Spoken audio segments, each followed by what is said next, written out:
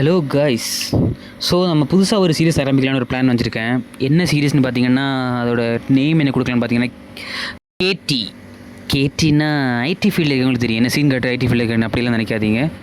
ஒரு ஆப்டான நேம் என்ன வேணும்னு யோசிச்சப்போ தான் எங்கள் இதில் கேடி கொடுக்குறதுன்னு சொல்லுவாங்க. So knowledge transfer. ஸோ என்னோடய நாலேஜ் உங்களுக்கு ட்ரான்ஸ்ஃபர் பண்ண நினைக்கிறேன். ஸோ என்னோடய எக்ஸ்பீரியன்ஸை ஷேர் பண்ணலான்னு நினைக்கிறேன். ஸோ எக்ஸ்பீரியன்ஸ் தானே நாலேஜ் இல்லையா? கரெக்டு தானே? ஸோ டே 1 வீடியோ என்னென்னு பார்த்தீங்கன்னா, ஸோ எனக்கு ஒரு கசின் இருந்தாருங்க. அந்த கசினை நான் சின்ன வயசுலேருந்து பார்த்துட்ருக்கேன். நம்ம ஃபேவரட் கசின் ஒருத்தங்க இருப்பாங்கள்ல, நம்ம ஸ்கூல் லீவ் விட்டாலே அங்கே தான் போவோம். ஸோ சின்ன வயசுலேருந்தே என் பாட்டி வீடு என் கசின் வீடு அங்கே தான் இருக்குது. ஸோ லீவ் விட்டாலே அங்கே தான் போவேன். எங்கள் அம்மா என்ன அங்கே போயிட்டு வர சொல்லுவாங்க. ஏன்னா அங்கே போனால் வண்ணம் வச்சு வரலாம், குண்டா வருவேன்னு நினச்சிட்டு விடுவாங்க. ஸோ அந்த கசின் வீட்டில் தூங்க போகும்போது புது வீட்டில் தூக்கம் வராத மாதிரி எனக்கு அந்த சின்ன வயசுலேருந்து பழக்கம் இருக்குது. அவர் என்னடானா கசின் படுத்த உடனே தூங்கிடுவாருங்க. படுத்த 2 செகண்ட்லேயே குரட்டை விட்டு தூங்கிட்டு இருப்பார். நான் அப்போ நினைப்பேன், ஜாலியாக இருக்கிற மனுஷன் தூங்குறாருன்னு. அப்போ அவர் என்னோட 5 வயசு அதிகம். அப்புறம் 5ஆம் கிளாஸ் படித்தேன்னா அவர் 10ஆம் கிளாஸ் படிச்சிருப்பாருங்க. 10ஆம் கிளாஸ் சரி, அவர் குத்தவே சொல்கிறேன் அவர் எப்படி இப்படி படுத்து தூங்குறாருன்னு. இப்போ ரீசன் என்னாச்சுன்னா, அந்த கசின் கல்யாணம் ஆக போதுங்க அடுத்த மாதம். சரி, கல்யாணம் ஆக முடிச்சா போடுறேன். ஸோ அவர் லாட் ஆஃப் லவ் மேரேஜ், வீட்டில் சப்போர்ட் இல்லை, லாட் ஆஃப் பிரச்சனைகள், காசு கொடுக்க மாட்டேங்கிறாங்க.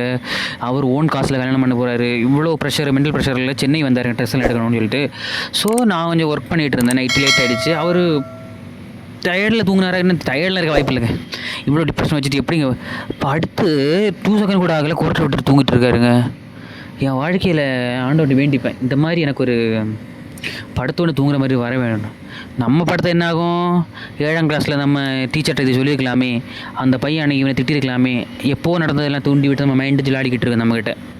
ஸோ நான் என்ன சொல்ல வரேன்னா, இப்போது எனக்கு இந்த மாதிரி ஒரு நோய் இருக்குது. நான் இப்படி படத்தை என்ன ஓவர்த்திங் பண்ணிகிட்டு இருப்பேன். ரீல்ஸ் பார்க்க ஆரம்பித்து 4 மணி 5 மணி வரைக்கும் முடிச்சிருப்பேன்.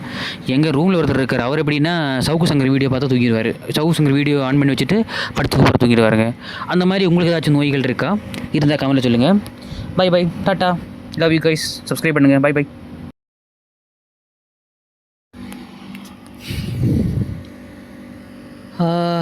டிப்ரெஷனில் இருக்கேங்க கைஸ், கொஞ்சம் சாரி. ஓகே, பார்த்துக்கலாம். ஸோ ஒன்றும் ஆயிரும். அதே மாதிரி அதை நான் நோட்